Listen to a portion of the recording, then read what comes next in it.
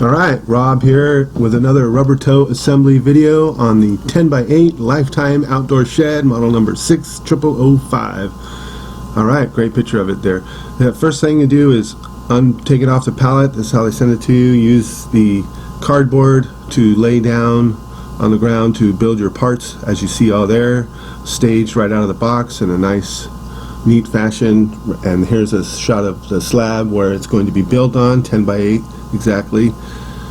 And getting right to it, first step is the Truss Assembly section 2, and you're going to have 3 trusses total. This looks like pieces for the middle one, which I'll probably build first here, and then the 2 side ones, which are notched trusses that have a little notch in the front where the door is going to be. So those are your 3 that you're going to have. And the center one, there's your notches. Great shot of the pieces laid out, ready to go. See the notched one there on the left? That's going to be in the front, facing towards the front where the 2 doors are. A notched one on the right, a notched one on the left. And the center truss, which I'm going to build first here and get it out of the way, is going to have a special bar across it. Section 2.9, here is the center truss. Getting this thing knocked out of the way with the machine screws that they send you. They're all the same. There's a whole pile of them. They go in just like there. The connector point for the top. This goes. You put 2 machine screws in, just like you saw there, just like all the other truss videos I have. And then it gets a nut on the other side. And there's a big pile of these machine screws that are all the same size except for one, and the one that's a little bit shorter than this. If you're grabbing these screws and you put it through and you're like, oh, this one's not going through, it's almost going through, that's the one. So you just set that one aside for a little bit later here in a minute. I'm going to show you. It's going to go here. It only goes in one spot. This side, see the hole at the bottom of that truss channel there? That's going to get a support bar going through it, and you want that facing the front. So the back there is on the right, and then the smaller, shorter piece there I ran through with some screws there, going the same direction as you notice. Keep it nice and neat, looks good, nice and pretty. Get 2 nuts on the end of that, connecting those. Just hand tighten for now. You'll come back later and tighten these up, but you just want to get them a turn or 2, just a little bit, zip zip, real quick, just to snug them up. You don't want to crimp that channel in the truss. And so then the next part is putting the support bar across the middle, just like you see there.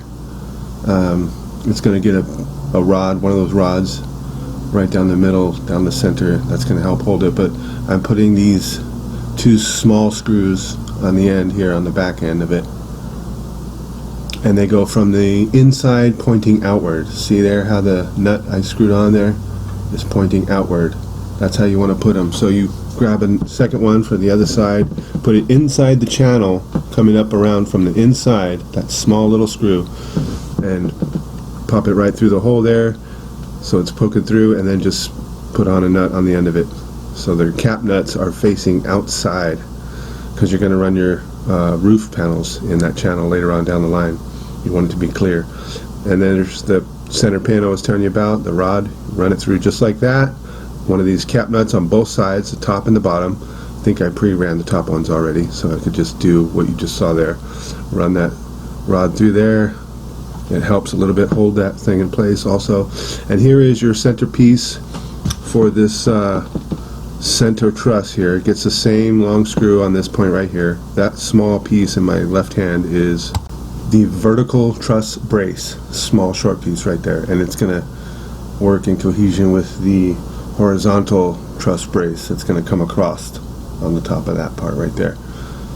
So you just put one of those same screws all the way through here. It's going to get a typical nut on the other side of it. And here's a great example of sometimes the screws get caught and they don't want to do what you want them to do. This one looks like it didn't want to screw all the way through and didn't want to screw all the way out back. So I just fiddled with it a little bit, finagled it through there. As you can see, it's passing through all the holes of all the pieces. There we go, finally. And then put a little cap nut just like the others on the end of that one. And then this last piece, the horizontal truss brace, is going to go across. There's your vertical one. It should swing nice and easy. And you're going to come back later, don't forget, and screw these nuts down a turn or 2, just a little bit to make them snug. Now this horizontal truss brace has a hole on one end of it, right as you see there, that gets this little L bracket screwed to it from the outside in, opposite from those other small screws. This one's going to go just as you see here, through that little hole that's on one side of it, and then get a regular cap nut on the inside this channel. Just this one goes this direction, and so I usually snug that up first, or I can come back later and snug it up as well. It's going to connect to the gable that's going to be over the two doors in the front later on down the line.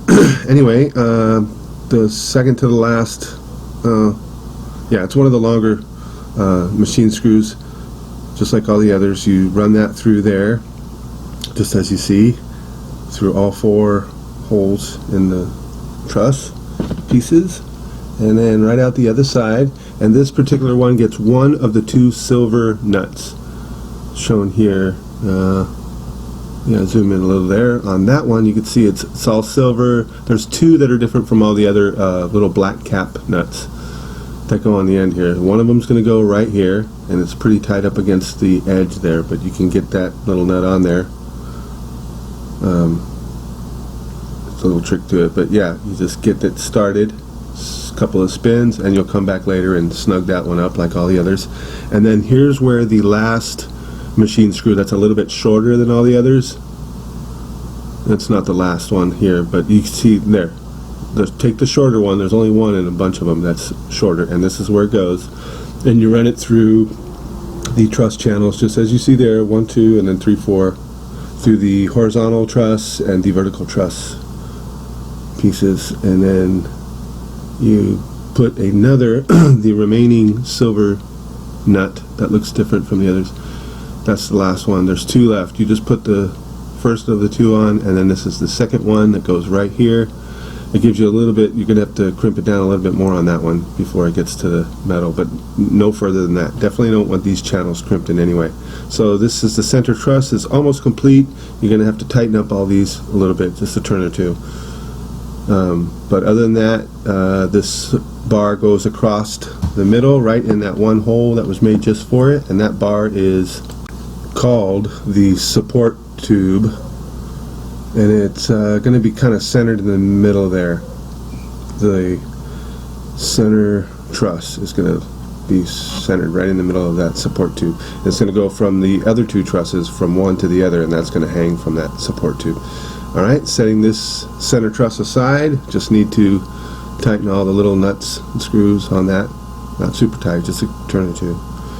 Snug them, actually. And then you're all set to go on the trusses, step number 2. Alright, and here's a completed 10x8. Thanks for watching, you guys. RubberToe Assembly. Gonna say over and out. And please subscribe, hit the bell, like us, subscribe.